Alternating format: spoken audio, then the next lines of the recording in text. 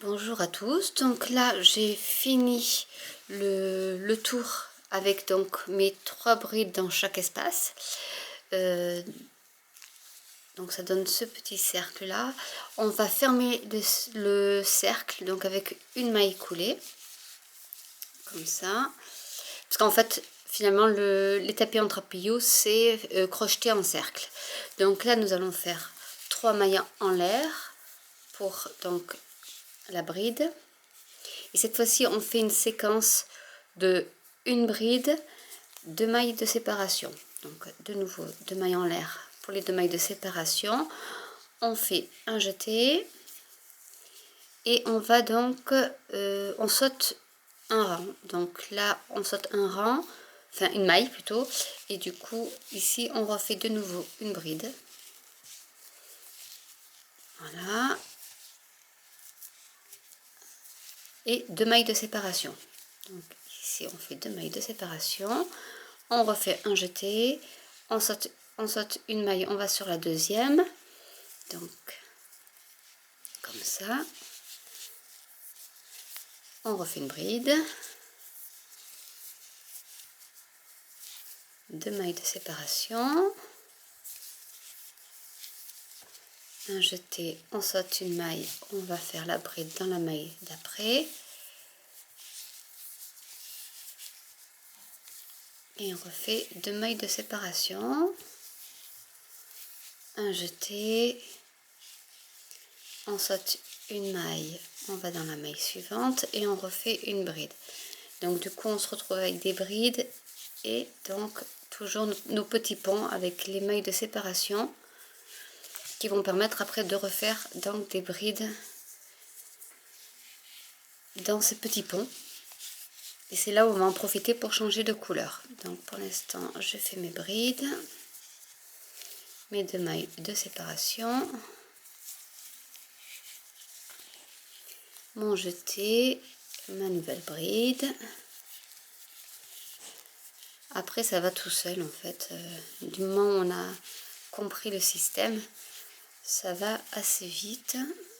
Hop, encore ici une bride. L'avantage des brides c'est qu'on arrive à faire des tapis. Bon, en plus déjà j'aime bien quand tu as des petits espaces.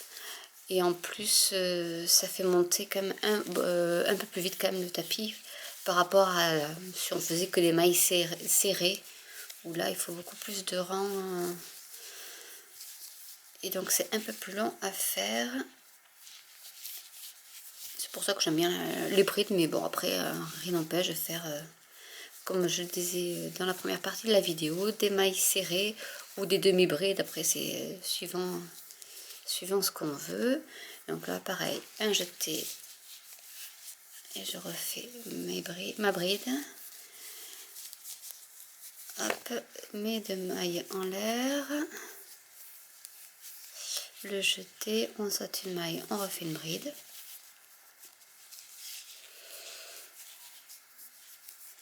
Voilà, mes 2 mailles en l'air, le jeté, on saute une maille et on refait une bride, 2 mailles en l'air pour notre espace, un jeté, on saute une maille, une bride, de nouveau 2 mailles en l'air, un jeté, un espace, on saute une maille, la bride, de nouveau 2 mailles en l'air. Et là on va se mettre donc 1 2 3, ça c'est la bride, 1 2 3, donc on va ici pour fermer notre cercle. Alors comme je change de couleur, je vais vous montrer le système. Je prends mon autre fil, je me remets donc sur, là c'est les 2 mailles de séparation, donc ici je fais une petite boucle.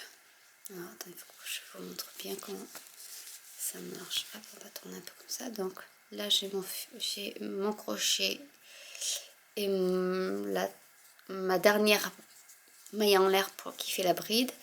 Je fais une boucle avec le fil rouge et blanc et là je fais une maille coulée pour fermer mon cercle. Voilà. Là donc je prends le fil de la pelote et je refais 3 mailles en l'air. 2, 3. Donc celui-là est moins élastique, donc déjà on force un peu plus.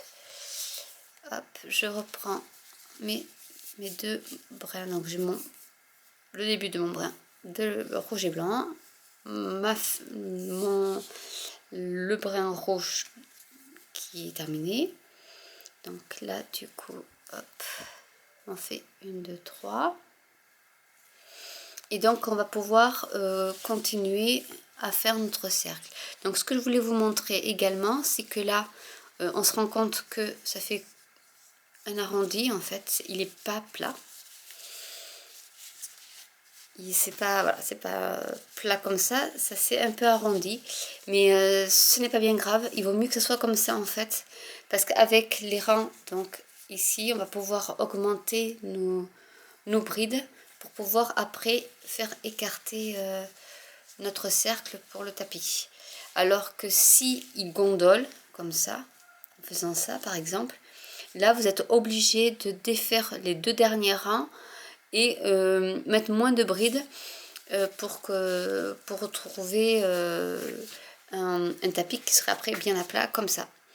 Donc ne vous inquiétez pas si au début vous voyez que ça fait comme une petite corbeille, c'est normal, c'est au fur et à mesure où il va falloir s'adapter en fonction de la grosseur du fil et de l'élasticité, mais surtout la grosseur, pour pouvoir choisir après le nombre de brides qu'on fera entre les espaces. Donc là, normalement, on doit partir sur 3 brides. Donc j'en ai fait déjà une. Alors, ce que je fais, c'est que je prends mes deux morceaux qui ne me servent plus à rien. Et du coup, je vais les mettre, je vais les prendre avec pour faire donc les brides dans l'espace.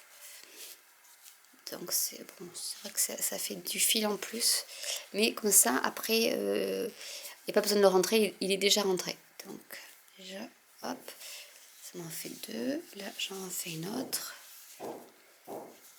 en prenant toujours mes 2 brins libres, on va dire.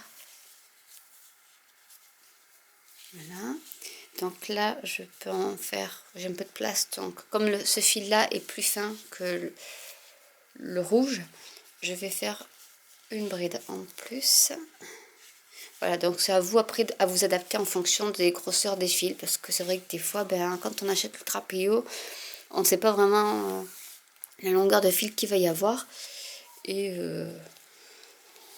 après, avec un peu d'habitude, on arrive à jongler, et même si c'est plus du tout le même modèle que l'autre tapis, c'est pas grave, ça se voit pas trop en fait. Donc voilà, et donc on continue à faire donc des brides tout le long.